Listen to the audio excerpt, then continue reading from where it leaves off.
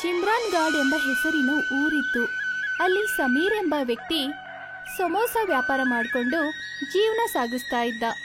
ಸಮೀರ್ ಅಂಗಡಿಯ ಎದುರುಗಡೆ ಸುಯೋಗ್ ಎಂಬ ವ್ಯಕ್ತಿ ಪಾನಿಪುರಿ ವ್ಯಾಪಾರ ಮಾಡ್ತಾ ಇದ್ದ. ಮತ್ತೆ ನಿನ್ನ ಪಾನಿಪುರಿ ಅಂಗಡಿ ಹೇಗ್ ನಡೀತಾ ಇದೆ? ಇತ್ತೀಚೆಗೆ ತುಂಬಾ ಜನ ನಿನ್ನ ಅಂಗಡಿ ಹತ್ರ ಕಾಣಿಸ್ತಾ ಇಲ್ವಲ್ಲ? ಬಹುಶಃ ನನ್ನ ಅಂಗಡಿಲಿ ಜನ ಸಮೋಸ ತಿನ್ನೋದ್ರಲ್ಲಿ ಬ್ಯುಸಿ ಆಗಿದ್ದಾರೆ ಅನ್ಸುತ್ತೆ. ಅಣ್ಣ ಸಮೀರ್, ನಿನ್ನ ಅಂಗಡಿ ನನ್ನ ಅಂಗಡಿ ಮುಂದೆನೆ ಇರೋದು. ನನಗೆ ನಿನ್ನ ಅಂಗಡಿಲೂ ಕೂಡ ಜನ ಕಾಣಿಸ್ತಾ ಇಲ್ವಲ್ಲ? ಹಾಗಿದ್ರೆ ಜನ ಎಲ್ಲಿಗೆ ಹೋದ್ರು?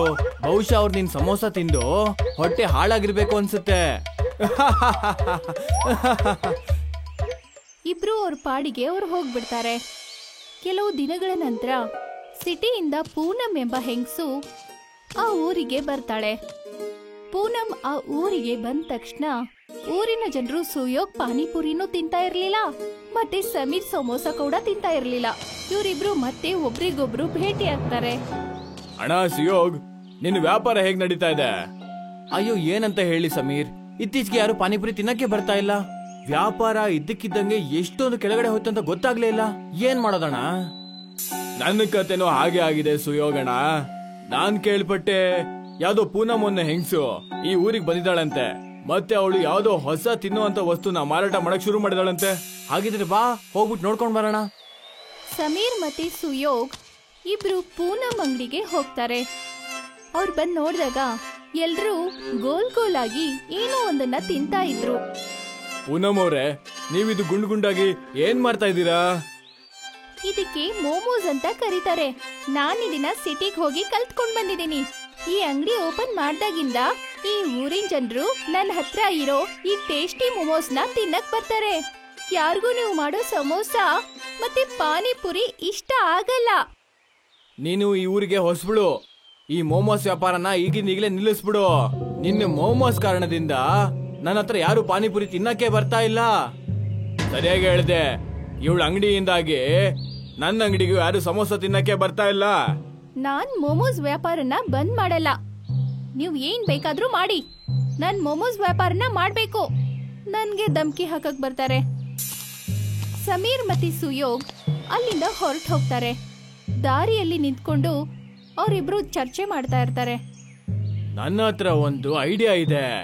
ಯಾವ ರೀತಿ ಪೂನಮ್ಮು ಸಿಟಿಯಲ್ಲಿ ಮೋಮೋಸ್ ಮಾಡೋದನ್ನ ಕಲ್ತ್ಕೊಂಡ್ ಬಂದ್ಲೋ, ಅದೇ ರೀತಿಲಿ ನಾವಿಬ್ರು ಕೂಡ ಸಿಟಿಗೆ ಹೋಗಿ ಏನಾದ್ರೂ ಒಂದು ಕಲ್ತ್ಕೊಂಡ್ ಬರ್ಬೇಕು. ಈ ಪೂನಮ್ಗೆ ಬುದ್ಧಿ ಕಲ್ಸೋದಕ್ಕೆ ನಾವಿಬ್ರು ಒಟ್ಟಿಗೆ ಸೇರ್ಕೊಂಡು ಏನಾದ್ರೂ ಒಂದ್ ಮಾಡ್ಲೇಬೇಕು. ಏನ್ ಹೇಳ್ತೀಯಾ? ಹಾ, ನಾನ್ ನಿನ್ ಜೊತೆ ಕೈ ಜೋಡಿಸ್ತೀನಿ. ಸಮೀರ್ ಮತ್ತೆ ಸುಯೋಗ್ ಸಿಟಿ ಹತ್ರ ಹೋಗ್ತಾರೆ. ಮಧ್ಯದಲ್ಲಿ ಅವ್ರಿಗೆ ಕಾಡಿನ ರಸ್ತೆ ಸಿಗುತ್ತೆ. ಅವರಿಬ್ರು ಕಾಡಿನ ರಸ್ತೆಯಲ್ಲಿ ಹೋಗ್ತಿರುವಾಗ ಸಮೀರ್ನ ಕಾಲು ಜಾರ್ ಬಿಡುತ್ತೆ. ಅವನು ಜಾರ್ಕೊಂಡು ಒಂದು ಗುಂಡಿಯಲ್ಲಿ ಬೀಳ್ತಾನೆ. ಅರೆ ಸಮೀರ್, ನೀನ್ ಎಲ್ ಬಂದ್ ಬಿದ್ಯಪ್ಪ? ಈ ಗುಂಡಿ ಇಲ್ಲಿ ಹೇಗ್ ಬಂತು? ಪಕ್ಕ ಯಾವ್ದೋ ಶಿಕಾರಿ ಯಾವ್ದೋ ಪ್ರಾಣಿ ಬೀಳ್ಲಿ ಅಂತ ಗುಂಡಿ ತೋಡಿಟ್ಟಿರೋದು ಅನ್ಸುತ್ತೆ. ಆ ಗುಂಡಿಯಿಂದ ಸಮೀರ್ ಸುಯೋಗ್ಗೆ ಜೋರಾಗಿ ಕೂಗ್ತಾನೆ. ಸುಯೋಗ್, ಕೆಳಗಡೆ ಬಾ, ಇಲ್ಲಿ ಕೆಳಗಡೆ ಬೇರೆ ಪ್ರಪಂಚನೇ ಇದೆ. ಅವನ್ ಬಂದ್ ನೋಡ್ದಾಗ ಆ ಗುಂಡಿ ಒಳಗಡೆ ಒಂದು ಹೊಸ ಪ್ರಪಂಚನೇ ಇರುತ್ತೆ. ಅಲ್ಲಿ ದೂರದಲ್ಲಿ ಹೊಳೆಯುತ್ತಿರೋ ಆಲೂಗಡ್ಡೆ ಗಿಡಗಳು ಕಾಣಿಸ್ಕೊಳ್ಳುತ್ತೆ. ಇಬ್ರು ಇದನ್ನೆಲ್ಲ ನೋಡಿ ತುಂಬಾನೇ ಆಶ್ಚರ್ಯಗೊಳ್ತಾರೆ. ಆಗ ಅಲ್ಲಿ ಒಬ್ಬ ಸಾಧು ಬರ್ತಾರೆ. ನೀವಿಬ್ರು ಇಲ್ಲಿ ಏನ್ ಮಾಡ್ತಾ ಇದೀರಾ ಮಕ್ಳೇ? ಅದು ನಾವು ಸಿಟಿ ಕಡೆ ಹೋಗ್ತಾ ಇದ್ವಿ.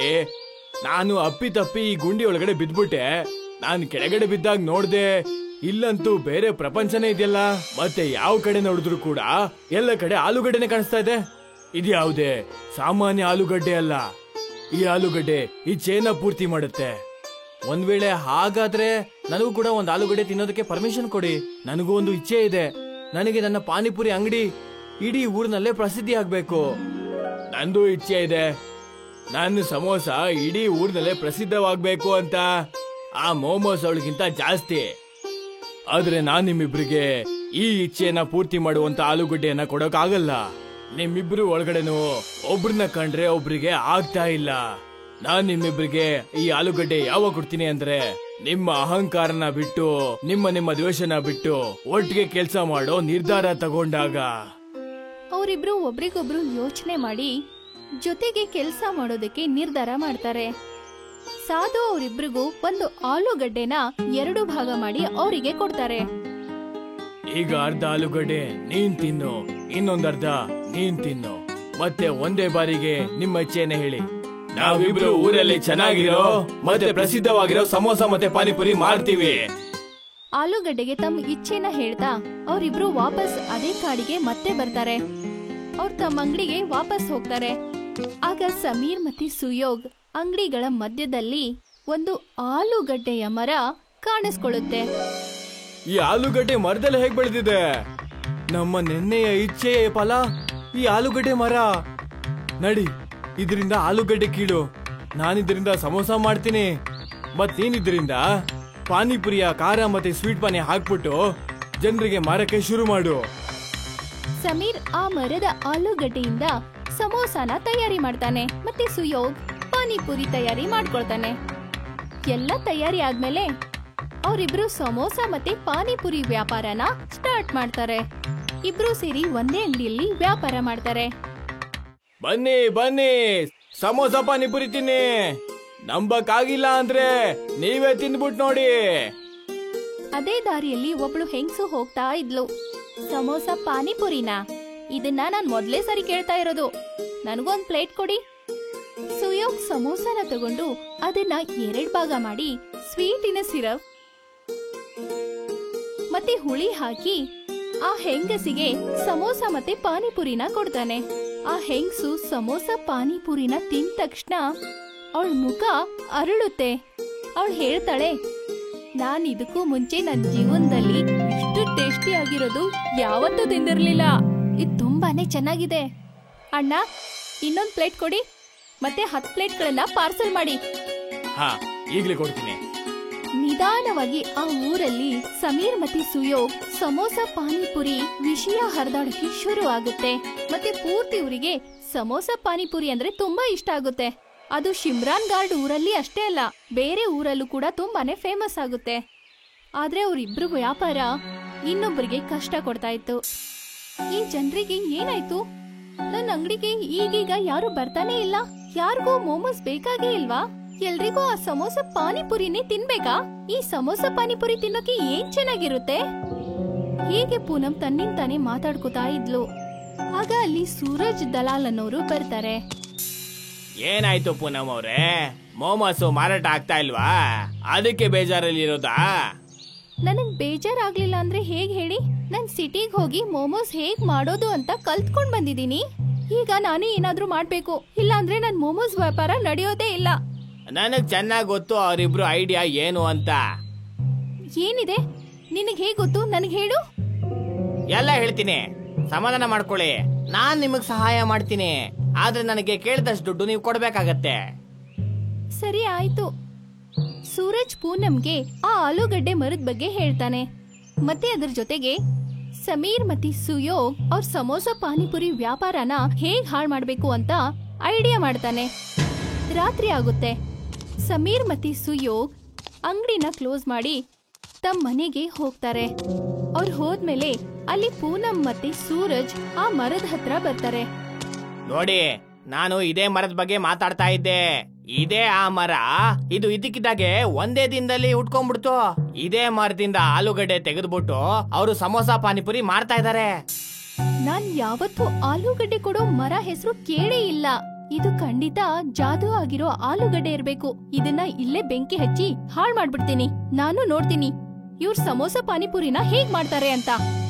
ಅವ್ರಿಬ್ರು ಸೇರ್ಕೊಂಡು ಆ ಮರನ ಕಟ್ ಮಾಡ್ತಾ ಇರ್ತಾರೆ. ಅವ್ರಿಬ್ರು ಸುಸ್ತಾಗ್ ಬಿಡ್ತಾರೆ. ಪೂನಂ ಅವ್ರೆ, ನಾನು ಹೇಳ್ತಾ ಇದೀನಿ, ನಾಳೆ ಬಂದು ಪೂರ್ತಿ ಮರ ಕಡಿಯೋಣ. ಇನ್ನೇನು ಬೆಳಿಗ್ಗೆ ಆಗ್ತಾ ಇದೆ ಬೇರೆ. ಯಾರಾದ್ರೂ ನೋಡಿದ್ರೆ ತಗೊಳ್ಳೋ ಬದಲು ಕೊಡ್ಬೇಕಾಗತ್ ನಾವೇ. ನೀವು ಸರಿಯಾಗಿ ಹೇಳ್ತಾ ಇದ್ದೀರಾ. ಬನ್ನಿ, ನಾವ್ ಇಲ್ಲಿಂದ ಹೊರಟೋಗೋಣ. ನಾವ್ ನಾಳೆ ಬಂದು ಈ ಕೆಲ್ಸನ ಮಾಡೋಣ. ಇಬ್ರು ಅಲ್ಲಿಂದ ಹೊರಟು ಹೋಗ್ತಾರೆ. ಮಾರನೇ ದಿನ ಬೆಳಿಗ್ಗೆ ಸೂರ್ಯ ಹುಡ್ತಾ ಇದ್ದ ಹಾಗೆ ಸಮೀರ್ ಮತ್ತೆ ಸುಯೋಗ್ ತಮ್ಮ ಅಂಗಡಿ ಹತ್ರ ಬರ್ತಾರೆ. ಅಲ್ಲಿ ಬಂದ್ ನೋಡಿದಾಗ ಆ ಮರ ಕಟ್ಟಾಗಿರೋ ತರ ಕಾಣಿಸುತ್ತೆ. ಸೂರ್ಯನ ಕಿರಣಗಳು ಆ ಮರದ ಮೇಲೆ ಬಿದ್ದಾಗ ಆ ಮರ ಮತ್ತೆ ಸರಿ ಹೋಗುತ್ತೆ. ನಾನ್ ನೋಡಿದ್ನ ನೀನು ನೋಡಿದ್ಯಾ? ಹಾ, ನಾನು ನೋಡ್ದೆ. ಈ ಮರ ಇದಕ್ಕಿದ್ದಾಗೆ ತನ್ನಿಂದ ತಾನೇ ಸರಿ ಹೋಗ್ಬಿಡ್ತು. ಆದ್ರೆ ಈ ಮರನ ಯಾರು ಕಡ್ದಿರ್ಬೋದು? ಅವ್ರು ತಮ್ಮ ಅಂಗಡಿನ ಓಪನ್ ಮಾಡಿ ಸಮೋಸ ಪಾನಿಪುರಿ ವ್ಯಾಪಾರನ ಮಾಡ್ತಾ ಇರ್ತಾರೆ.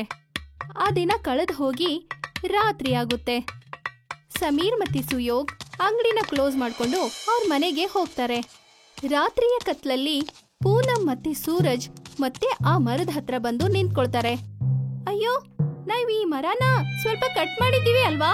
ಇದ್ ಹೇಗ್ ಸರಿ ಹೋಯ್ತು? ನಾವು ಮತ್ತೆ ಇದನ್ನ ಕಟ್ ಮಾಡ್ಬೇಕಾ? ನೀವ್ ಚಿಂತೆ ಮಾಡಬೇಡಿ ಪೂನಂ ಅವ್ರೆ, ನನ್ನ ಹತ್ರ ಇನ್ನೊಂದು ಪ್ಲಾನ್ ಕೂಡ ಇದೆ. ನಾವ್ ಈ ಮರಕ್ಕೆ ಬೆಂಕಿ ಹಾಕೋಣ. ಟಮಟೇನು ಇರಲ್ಲ, ಬಾರ್ಸೋರು ಇರಲ್ಲ. ಸೂರಜ್ ಮತ್ತೆ ಪೂನಂ ಒಂದು ಮರದ ತುಂಡಿಗೆ ಬೆಂಕಿ ಹಚ್ತಾರೆ. ಸೂರಜ್ ಆ ಮರಕ್ಕೆ ಬೆಂಕಿ ಹಚ್ಚೋ ಅಷ್ಟ್ರಲ್ಲೇ ಆಗ ಆ ಮರದ ಬೇರುಗಳು ಸೂರಜ್ ಮತ್ತೆ ಪೂನಮನ್ನ ತನ್ನ ಒಳಗಡೆ ಎಳ್ಕೊಂಡ್ಬಿಡುತ್ತೆ. ಮಾರನೇ ದಿನ ಬೆಳಿಗ್ಗೆ ಸಮೀರ್ ಮತ್ತೆ ಸುಯೋಗ್ ಅಂಗಡಿ ಹತ್ರ ಬರ್ತಾರೆ. ಅವ್ರು ಬಂದ್ ನೋಡಿದಾಗ ಅಲ್ಲಿ 3 ಆಲೂಗಡ್ಡೆ ಮರಗಳು ಹುಟ್ಟಿರುತ್ತೆ. ಅದ್ಭುತವಾಗಿದೆ. ಇಲ್ಲಿ ತನಕ 1 ಮರ ಇತ್ತು, ಈಗ 3 ಮರ ಇದೆ. ಕಮ್ಲಿಪುರ್ ಅನ್ನೋ ಒಂದು ಹಳ್ಳಿ ಇತ್ತು. ಕಮ್ಲಿಪುರ್ ಹಳ್ಳಿ ಜನಗಳು ಯಾವಾಗ್ಲೂ ಖುಷಿ ಖುಷಿಯಾಗಿ ನಗ್ನಗ್ತಾ ಇರ್ತಾ ಇದ್ರು. ಅವರಿಗೆ ಹಳ್ಳಿನಲ್ಲಿ ಯಾವುದೇ ವಸ್ತುಗೂ ಕಮ್ಮಿನೇ ಇರ್ಲಿಲ್ಲ. ತುಂಬಾ ದಿನದಿಂದ ಊರಲ್ಲಿ ಯಾವುದೇ ಫಂಕ್ಷನ್ ನಡೆದಿಲ್ಲ. ನಾವ್ ಏನಾದ್ರೂ ಮಾಡ್ಲೇಬೇಕು. ಅಂತದ್ ನಾವ್ ಏನ್ ಮಾಡೋದು? ನಮ್ಮ ಊರಲ್ಲಿ ಫಂಕ್ಷನ್ ನಡೆಯುವಂತದ್ದು. ಅಲ್ಲೋಡು, ನಮ್ಮ ರೋನಕ್ಕಣ್ಣ ಬಂದ್ಬಿಟ್ರು. ಇವ್ರು ಚಿಕ್ಕವರಿದ್ದಾಗ ಸಿಟಿಗೆ ಓಡ್ ಹೋಗಿದ್ರು. ದೊಡ್ಡ ವ್ಯಕ್ತಿ ಆಗೋಣ ಅಂತ. ಬಾ ಹೋಗಿ ನೋಡೋಣ ಇವ್ರು ಯಾಕೆ ಊರಿಗೆ ಬಂದಿದ್ದಾರೆ ಅಂತ.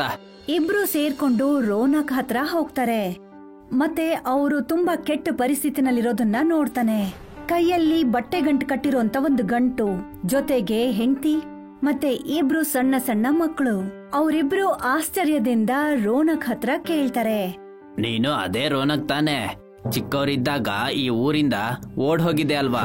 ಹೌದಣ್ಣ, ನಾನೇ ಅವನು. ಚಿಕ್ಕವನಿದ್ದಾಗ ಓಡ್ ಹೋದವನು. ನಾನ್ ಚಿಕ್ಕವನಿದ್ದಾಗ ನನ್ನ ಅಮ್ಮ ನನಗೆ ನಿನ್ ಹೆಸರನ್ನ ಹೇಳಿ ನಿನ್ ತರನೇ ಆಗ್ಬೇಕು ಅಂತ ಬೈತಾ ಇದ್ಲು. ಆಗ ನೀನು ಓದೋದ್ರಲ್ಲೂ ಆಡೋದ್ರಲ್ಲೂ ತುಂಬಾ ಚೆನ್ನಾಗಿದ್ದೆ. ಆದ್ರೆ ಇವತ್ತು ಈ ಸ್ಥಿತಿಗೆ ಯಾಕೆ ಬಂದಿದ್ಯಾ ನೀನು? ಇದ್ರ ಬಗ್ಗೆ ಎಲ್ಲ ಮಾತಾಡೋದಕ್ಕೆ ಇದು ಸರಿಯಾದ ಸಮಯ ಅಲ್ಲ ಅಣ್ಣ. ನನ್ನ ಹೆಂಡತಿ ಮಕ್ಕಳು ತುಂಬಾ ದಿನದಿಂದ ಊಟ ಮಾಡಿಲ್ಲ. ನಾವು 400 ಕಿಲೋಮೀಟರ್ ಸಿಟಿಯಿಂದ ನಡ್ಕೊಂಡೇ ಬಂದಿದೀವಿ. ನಿಮ್ ಕೈಯಲ್ಲಾದ್ರೆ ನಮಗೆ 2 ಹೊತ್ತಿನ ಅಕ್ಕಿ ಕೊಡಿ, ನಾವು ಆದಷ್ಟು ಬೇಗ ವಾಪಸ್ ಮಾಡ್ತೀವಿ. ನೀನು ನಿನ್ನ ಹಳೆ ಮನೆಗೆ ಹೋಗು.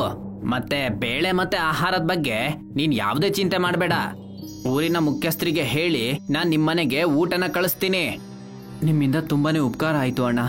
ರೋನಕ್ ಅವ್ರ ಹತ್ರ ಮಾತಾಡಿ ಅವರ ಹಳೆ ಮನೆ ಅದು ಪೂರ್ತಿಯಾಗಿ ಪಾಳ್ ಬಿದ್ದು ಹೋಗಿರತ್ತೆ. ಅಲ್ಲಿಗೆ ಹೊರಟೋಗ್ತಾನೆ. ಏನು ಅಂದ್ರೆ, ನಾವು ಊರಿಂದ ಓಡ್ಕೊಂಡು ಯಾಕೆ ಬಂದಿದೀವಿ ಅನ್ನೋದನ್ನ ಯಾಕೆ ಹೇಳಿಲ್ಲ ನೀವು ಅವ್ರಿಗೆ? ಮತ್ತೆ ಇನ್ನು ಎಷ್ಟು ದಿನ ಅಂತ ನಮ್ಗೆ ಸಹಾಯ ಮಾಡ್ತಾರೆ ಈ ಹಳ್ಳಿ ಜನ? ನಾವ್ ಏನಾದ್ರೂ ಮಾಡ್ಲೇಬೇಕಲ್ವೇನ್ರಿ?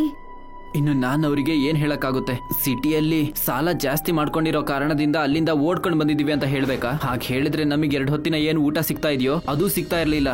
ಸರಿಯಾಗಿ ಹೇಳಿದ್ರಿ ನೀವು. ಯಾರಿಗೂ ಏನು ಹೇಳ್ದೆ ಇರೋದೇ ಒಳ್ಳೇದು ಅಂತ ಅನ್ನಿಸ್ತಾ ಇದೆ. ಮಾರನೇ ದಿನ ರೋನಕ್ ಆ ಹಳ್ಳಿ ಮುಖ್ಯಸ್ಥನ್ನ ಭೇಟಿ ಮಾಡ್ತಾನೆ. ಮತ್ತವರಿಗೆ ಎಲ್ಲಾ ಸಮಸ್ಯೆನೂ ಕೂಡ ಹೇಳ್ಕೊತಾನೆ. ನೀನಿನ್ನು ಸಿಟಿಗೆ ಹೋಗೋ ಮಾತನ್ನ ಆಡ್ಬೇಡ. ಇಲ್ಲಿಗೆ ಬಂದಿದ್ಯಾ ಅಂದ್ಮೇಲೆ ಇಲ್ಲೇ ಏನಾದ್ರೂ ಬಿಸ್ನೆಸ್ ಮಾಡು. ನೋಡು, ಊರ್ನವರಿಗೆ ಎಷ್ಟು ಖುಷಿಯಾಗಿದೆ. ಒಳ್ಳೆ ಗಾಳಿ, ಒಳ್ಳೆಯ ಆಹಾರವನ್ನ ತಿಂದು ಇಲ್ಲೇ ಜೀವನವನ್ನ ಸಾಗಿಸು. ನಿನ್ ಹೆಂಡತಿ ಮಕ್ಕಳಿಗೆ ಇನ್ನು ಕಷ್ಟ ಕೊಡಬೇಡ. ನೀವು ಸರಿಯಾಗಿ ಹೇಳಿದ್ರಿ ಮುಖ್ಯಸ್ಥರೇ. ಇನ್ ಮುಂದೆ ನಾನು ಹೀಗೆ ಮಾಡ್ತೀನಿ. ಸಿಟಿಯಲ್ಲೂ ಕೂಡ ನಾನು ಪಾನಿಪುರಿ ಮಾಡಿ ಮಾರ್ತಾ ಇದ್ದೆ.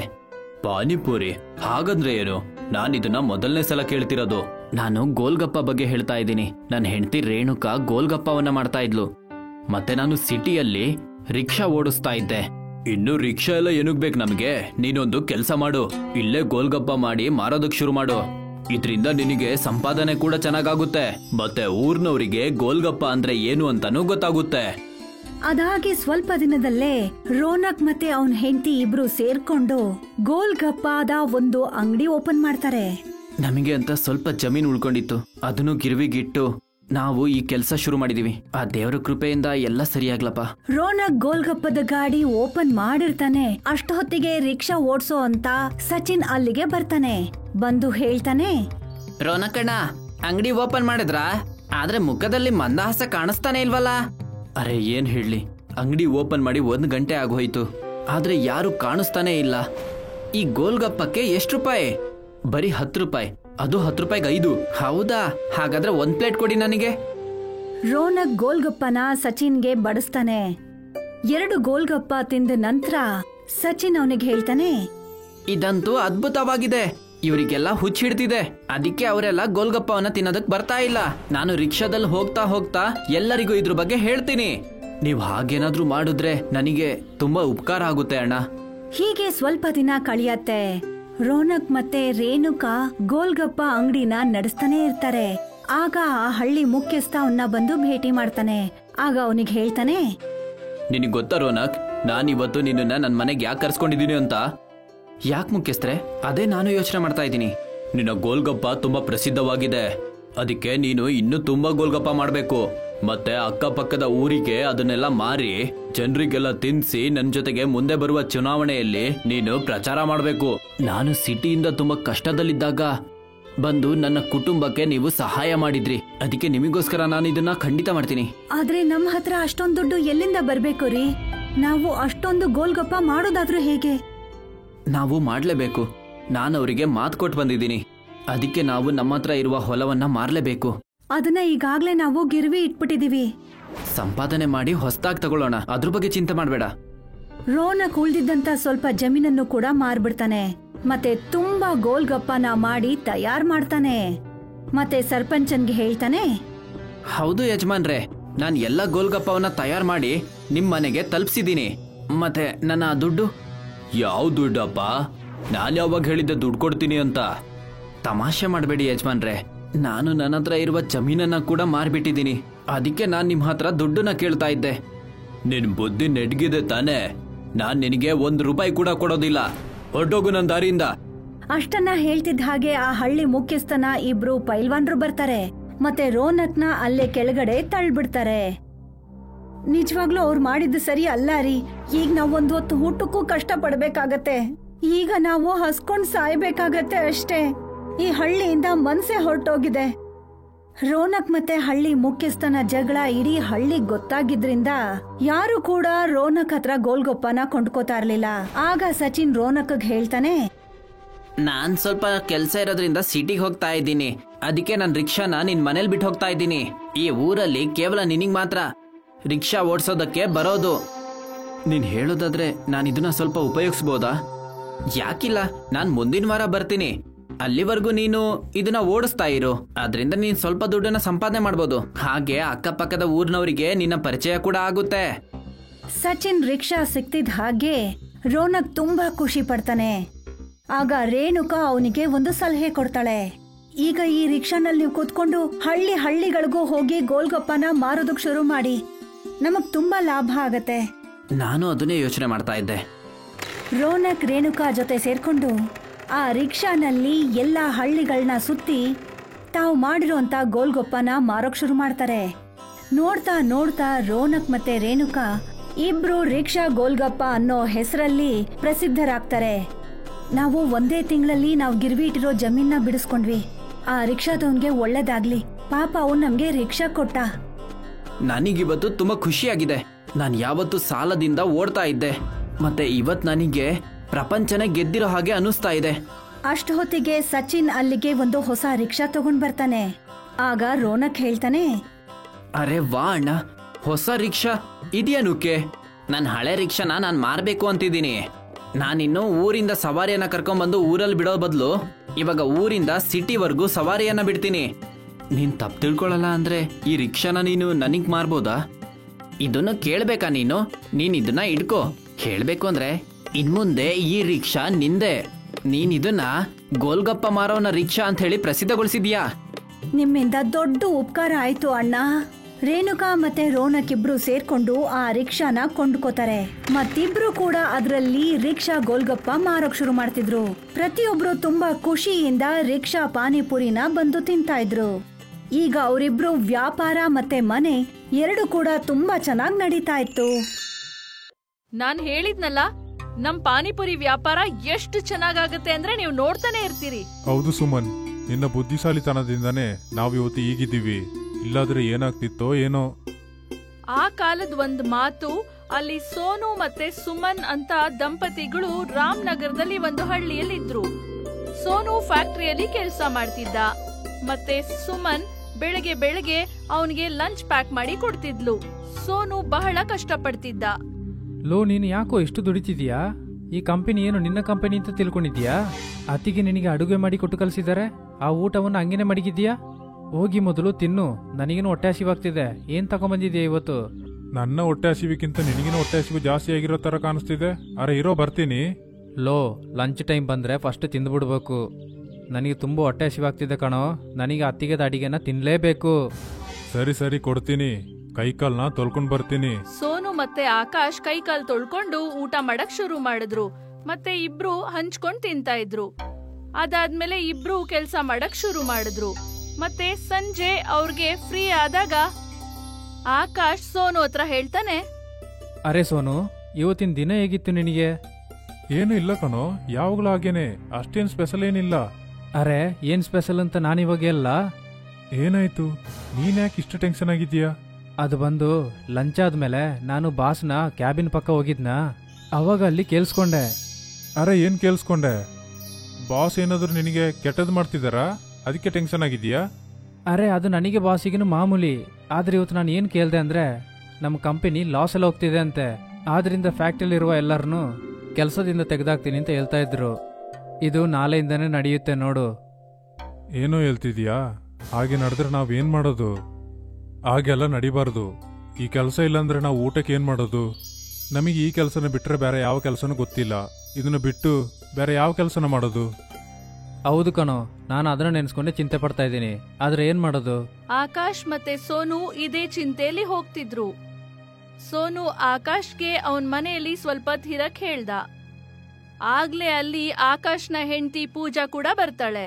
ಅರೆ ಪೂಜಾ, ನೀನಿಲ್ಲಿ ಏನ್ ಮಾಡ್ತಿದ್ಯಾ? ನೀನ್ ಬರ್ತೀಯಾ? ನನ್ ಕೈಲಿ ಬರಕ್ಕಾಗೋದಿಲ್ಲ. ಸುಮನತ್ಗೆ ಕರ್ದಿದ್ರು. ಅವ್ರು ಹೇಳ್ತಿದ್ರು ಪಾನಿಪುರಿ ಮಾಡ್ತೀನಿ, ತಿನ್ನಕ್ ಬಂದ್ಬಿಡು ಅಂತ. ನೀವಿಬ್ರು ಬಂದಿದ್ದು ಒಳ್ಳೇದೇ ಆಯ್ತು. ನಿಮ್ಗೂ ಕೂಡ ಪಾನಿಪುರಿ ತಗೊಂಡ್ ಬಂದ್ಬಿಡ್ತೀನಿ. ಪೂಜಾ ಮತ್ತೆ ಸುಮನ್ ಆಕಾಶ್ ಮತ್ತೆ ಸೋನುಗೆ ಪಾನಿಪುರಿ ತಗೊಂಡ್ ಬಂದ್ರು. ಸುಮನ್ ಬಹಳ ಸ್ವಾದಿಷ್ಟವಾದ ಪಾನಿಪುರಿ ಮಾಡ್ತಿದ್ಲು. ಅವಳು ಮಾಡೋ ಪಾನಿಪುರಿ ಆಕಾಶ್ ಮತ್ತೆ ಸೋನುಗೆ ಬಹಳ ಇಷ್ಟ ಆಗ್ತಿತ್ತು. ಸೋನು ಅಂತೂ ಯಾವಾಗ್ಲೂ ಅವಳ ಕೈಯಲ್ಲಿ ಪಾನಿಪುರಿ ಮಾಡಿಸ್ತಿದ್ದ. ಅತಿಗೆ, ನಿಮ್ಮ ಅಡಿಗೆ ಅಂದ್ರೆ ನನಗೆ ತುಂಬಾನೇ ಇಷ್ಟ.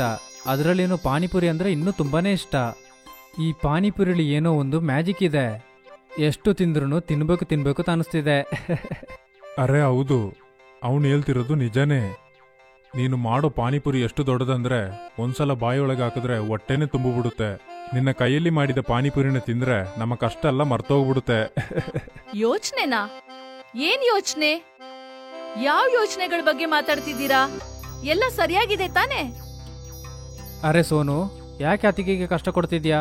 ಸುಮ್ಮನಿರು. ಇಲ್ಲ, ನನ್ಗೂ ಗೊತ್ತು ನಿಮ್ಗಿರೋ ಸಮಸ್ಯೆ ಏನು ಅಂತ. ನೀವಿಬ್ರು ಇವತ್ ಯಾಕೋ ಒಂಥರ ಇದೀರಲ್ಲ ಫ್ಯಾಕ್ಟ್ರಿಯಿಂದ ಬಂದಾಗಿಂದ.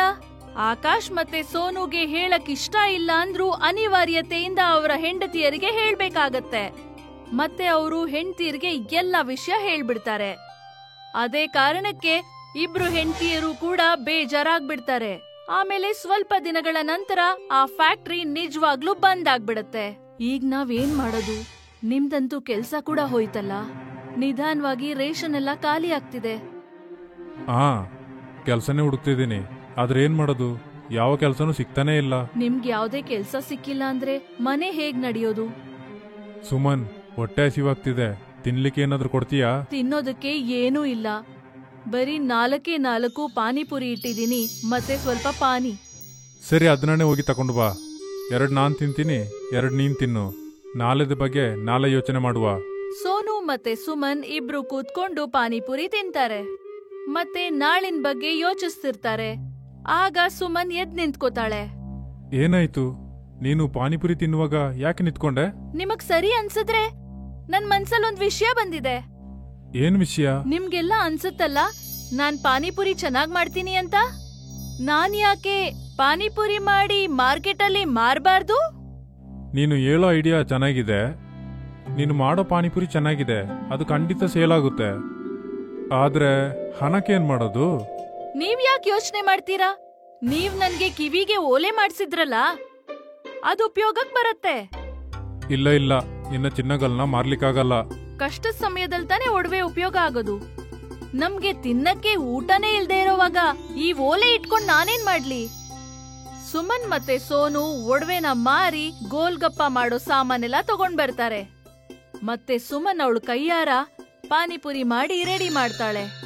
ಸೋನು ಮತ್ತೆ ಸುಮನ್ ಆ ಪಾನಿಪುರಿನ ಮಾರ್ಕೆಟ್ ಅಲ್ಲಿ ಮಾರಕ್ಕೆ ರೆಡಿ ಮಾಡ್ತಾರೆ.